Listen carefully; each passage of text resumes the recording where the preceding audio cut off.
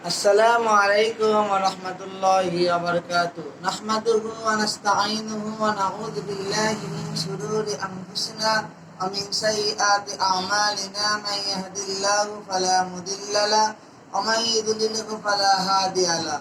وأشهد أن لا إله إلا الله وحده لا شريك له وأشهد أن محمدا عبده ورسوله. الحمد لله.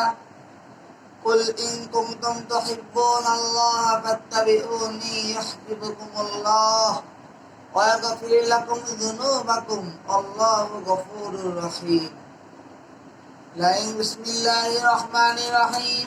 لئن شكرتم لأزيدنكم ولئن كفرتم إن عذابي لشديد. الحمد لله.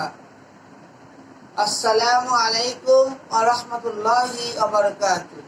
আমাদের সালাম শুনুন, সালামের জবাব।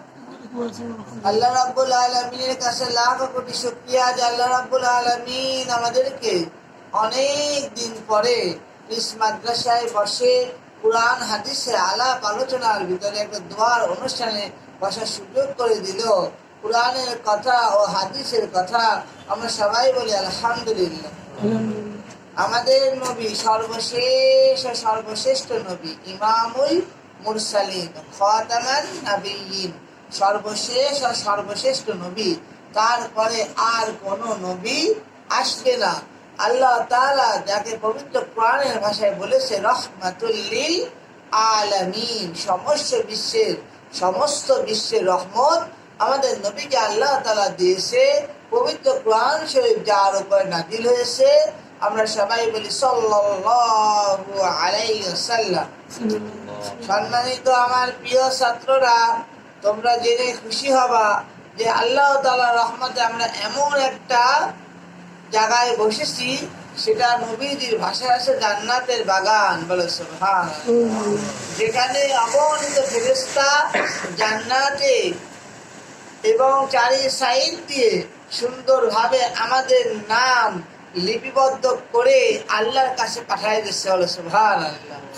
যেখানে কোরআন ও হাদিসের কথা বলা হয় সেখানে আল্লাহ তাআলা সেটা রহমত দ্বারা পরিপূর্ণ করে ফেলে। বলে সুবহানাল্লাহ।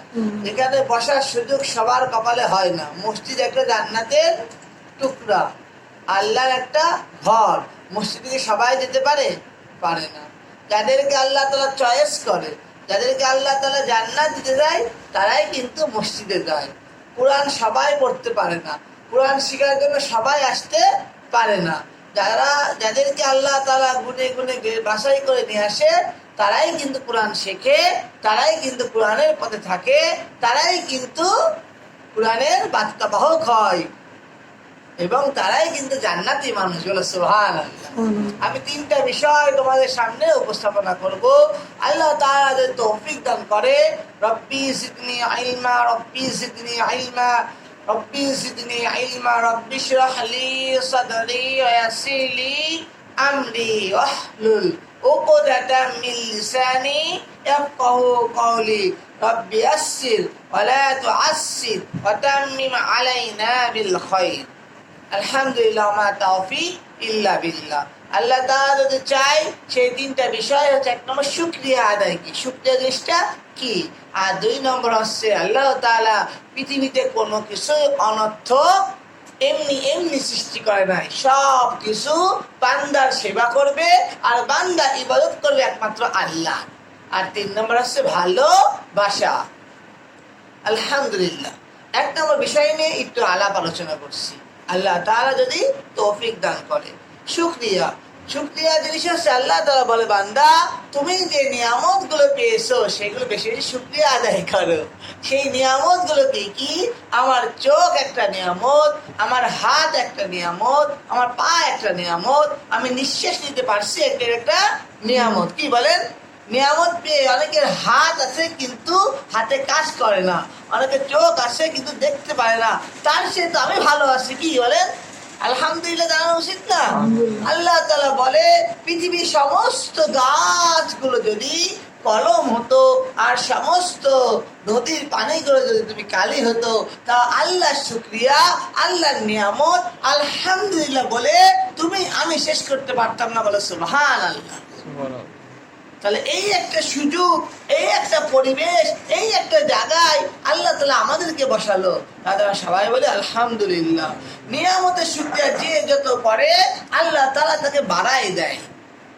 আর নিয়ামতের শুকরিয়া যে নাশুকরি করে, যেমন এই হলো না, ওই হলো না, এটা পেলাম না, ওটা পেলাম না, অশুকরি করে, আল্লাহ দেয়াকে নারাজ মনে করে, আল্লাহ তাআলা সেটা কেড়ে নেয় এবং তার উপরে কঠিন শাস্তির কি রেখেছেন।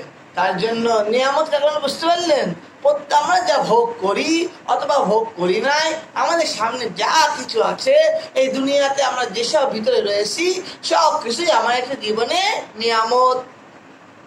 কথা বুঝতে পারলেন? আমরা নিয়ামত পেয়ে খুশি না নারাজ? আমরা খুশি হয় বলে আলহামদুলিল্লাহ।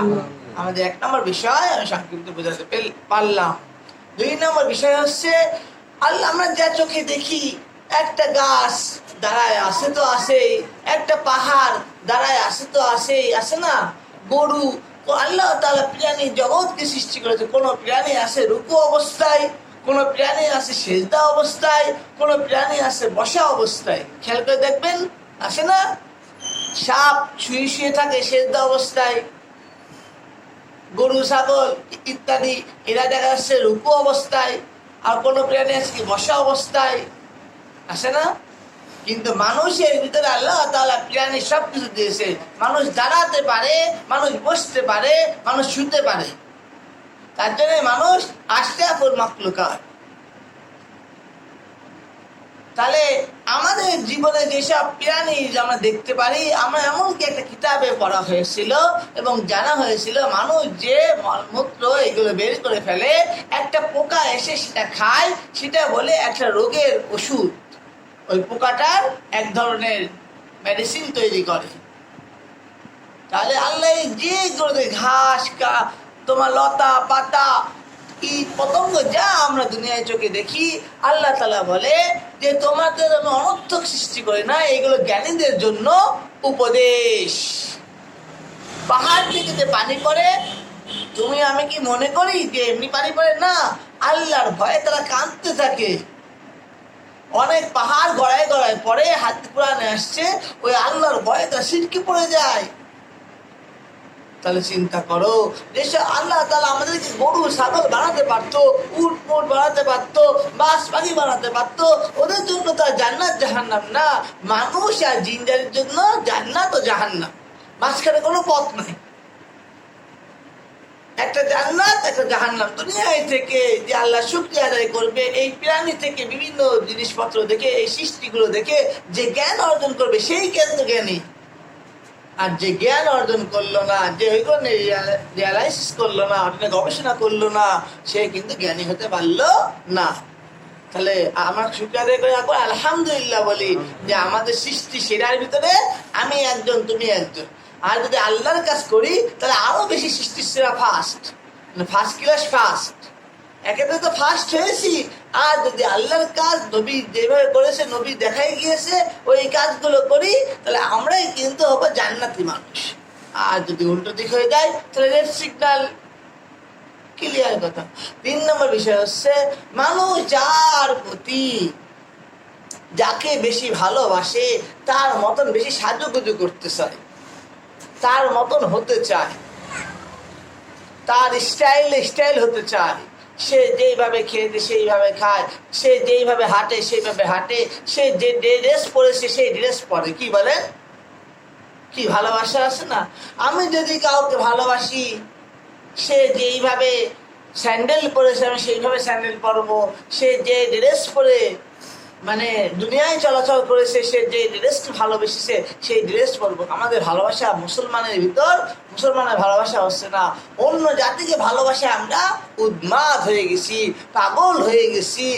যারা নামাজ পড়ে না, যারা রোজা করে না, যারা পবিত্র অর্জন করে না, যারা কোরআনকে দেখলে ওদের গা জ্বলে ওঠে, যারা জেনে শুনে নবীজিকে হত্যা করেছে, অনেক নবীকে হত্যা করেছে, কোরআনকে পোড়াই দিতে চায়, মুসলমানকে দাবাতে চায়, তাদেরকে আমরা ভালোবাসছি। বলেন নাউযুবিল্লাহ। তারা যে ড্রেস পরেছে আমি সেই ড্রেস পরবো, তারা যে স্টাইলে খেয়েছে আমি সেই স্টাইলে খাবো। কিন্তু না মুসলমান, মুসলমানের ভালোবাসা হবে কার সাথে? মুসলমানের সাথে হবে। মুসলমানের ভালোবাসা কার সাথে হবে? কোরআনের সাথে হবে। মুসলমানের ভালোবাসা কার সাথে হবে? নবীদের সাথে হবে। মুসলমান নিজে জান্নাতে যাবে এবং আহলিকুম নারা, এবং আহল পরিবারকে বাঁচাবে। কি বলেন? এটাই তো হওয়ার কথা ছিল। কিন্তু আজ মুসলমান রাত জাগছে, দিন জাগছে, পচা নেস্টিক দুর্গন্ধ, যাদের কোনো নামাজ নাই, রোজা নাই, তাদের জন্য সময়কে ব্যয় করছে। আর সকালে উঠে ফজরের কোনো খোঁজ থাকছে না, ইশরাকের কোনো খোঁজ থাকছে না। কথা সত্যি নাকি বলেন? আমাদের বয়সে মানুষ, আমাদের বেশি বয়সের মানুষ কেমন যেন শয়তান এসে তাদেরকে একটা ওষুধ খাওয়াই দিছে যে তোমার নামাজ পড়া দরকার নাই, রোজা রাখা দরকার নাই, পর্দা করা দরকার নাই, তুমি ভালোবাসো বেধর্মী যারা ন্যাস্টিক যাদেরকে আল্লাহ তাআলা তোমরা কাফের মুশরিকদেরকে বন্ধু বানায়ও না। আর আমরা বন্ধু বানাই রয়েছি। আল্লাহ তাআলা আমাদের এই পাপ থেকে বাঁচানোর তৌফিক দান করবেন। আমা তৌফিক ইল্লা বিল্লাহ। তাই তোমরা এসছো, আমি খুশি হয়েছি, আমার মনটা ভরে গিয়েছে। বাগান ছিল, বাগানে গাছ ছিল না, ফুল ছিল না, ফল ছিল না, সেই মালিক কিন্তু ভালো লাগতো না। কি বলেন? সে চাষাবাদ করলো, কিন্তু সেই বাগানে যদি ফুল ফল হয় তাহলে আল্লাহ তাআলা ভালোবাসে। সেই যে কৃষক ধান লাগাইছে, সব ধানে একটা জায়গাও ধান নাই, গাছ ভরে গেছে, সেই কৃষকের কি ভালো লাগবে বলেন? লাগবে না। সেরকম শিক্ষা প্রতিষ্ঠান হচ্ছে একটা জান্নাতের বাগান। এখান থেকে পড়াশোনা করে কেউ ডাক্তার হবে, ইঞ্জিনিয়ার হবে, পুলিশ হবে, কেউ অনেক দূর আগায় যাবে। কি ঠিক না? আবার